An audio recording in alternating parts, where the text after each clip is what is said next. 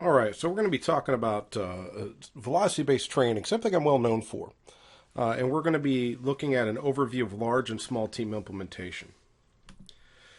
So, what is velocity-based training? It's probably, honestly, it's not the best word for it, but it's something I coined, gosh, now it's been at least about 15 years ago. And yeah, it probably wasn't the best idea then, but I didn't know any better, and that's what it came up with, and that's what stuck. But it's the use of various devices that measure displacement in time, and basically we're utilizing velocity to dictate the load of the bar.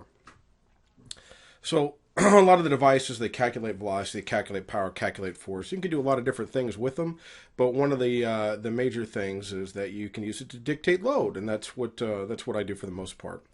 So there's a lot of different tools that you can use.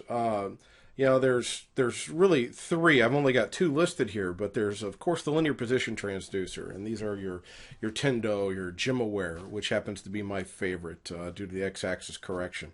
You've got Rep One. You've got multiple different units that do that, and they are basically a fancy stopwatch and measuring tape. It knows how long it took for the string to come out of the coil, and so then it will divide the distance by the time. And depending on the sampling rate, you'll get increased accuracy, a higher sampling rate for peak velocity. Now, there's accelerometer-based units, and they are going to be using an accelerometer with a gyroscope and a magnetometer. So it's going to use algorithms to detect the start and stop, what actually indicate, is the start of the movement, what is the stop of the movement. And it uses an algorithm to detect bar path, and if you aren't going through the appropriate bar path, then it doesn't know what to do with the numbers. There's some measurement issues there, of course, with anything. With accelerometers, you have got, since it's an indirect measurement, at the super light and fast and the super heavy load. So, below 20% and greater than 80%, there tends to be a measurement error. Which isn't a tremendously big deal because most of the time people are dealing somewhere with 30 to 60% for velocity anyways. Also, some issues with the knowing when to detect the start and stop of the bar and detecting the bar path. Some people's technique doesn't go with what somebody would consider to be ideal or crucial. So then that changes up things, and it makes it a little bit tougher. There's also camera-based units, and this has become really popular in the past couple of years through the use of apps, and also a couple of different companies like EliteForm and Perch have been utilizing camera-based measurements. So they know where the bar is, and they have a reference for those units. For your app-based, you might have to take the length of actually measure the length of the range of motion of the movement, and then if they simply divide by the frame rate, that tells you, distance and time. And so then that's another way to look at the velocity of the barbell. Now, one of the issues that has come up is that by using different measuring systems, that can lead to issues with trying to utilize one set of numbers. Now, one of my hobbies is woodworking. And if I just measure something and I tell you it was 14, well, 14 inches and 14 centimeters are two completely different things, but they're both valid, accurate, and reliable. You just have to know which one you were utilizing. So if you are utilizing LPTs, the stuff that I tell you is going to be pretty solid. If you are utilizing accelerometers, for some units it might be great, for others it might not, because you're paying for the algorithms that they have developed. You just also have to realize that, sometimes with the differences, it might be a reliable and valid measurement system. It's just going to be different. And that's fine. But before we go any further in here, I wanted to go through that there's basically four main ways to produce force. We've got our myofibrillar adaptations, right?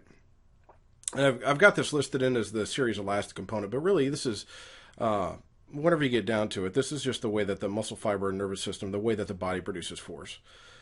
So we've got myofibril adaptations. Well, what are those? Well, we know that if we increase the cross-sectional area of the muscle cell, it's going to be stronger. It's going to be able to produce more force. Then if we look at with the myosin head and how it grabs a hold of the actin myofilament, we can strengthen up how the head makes contact with the binding site, and we can also strengthen up the neck of the myosin, which is a coil-like spring, and we can increase its strength as well. We've also got Henneman's size principle. Okay, and with Henneman's size principle, this is the recruitment, the motor recruitment. So basically, for the heavier loads, you're going to be recruiting more and more high threshold motor units. Well, with training and the utilization of heavy loads, we know that we can preferentially recruit the high threshold motor units during training, which will hopefully allow them to be called upon preferentially during sport as well. So that's working more towards the nervous system. Then there's rate coding, and this is just simply the ability of the body, again, the motor cortex, to send down the action potential sequentially and a lot faster. Okay, and this is the major one that VBT hits whenever we're looking at training for power, utilizing velocity.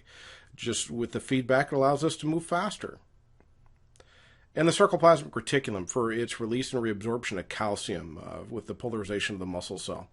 So how it goes in and it gets a hold of the troponin, which moves the tropomyosin, which allows for the active binding site to occur. Then it has to be reabsorbed to be able to be released again for the next cross bridge cycle.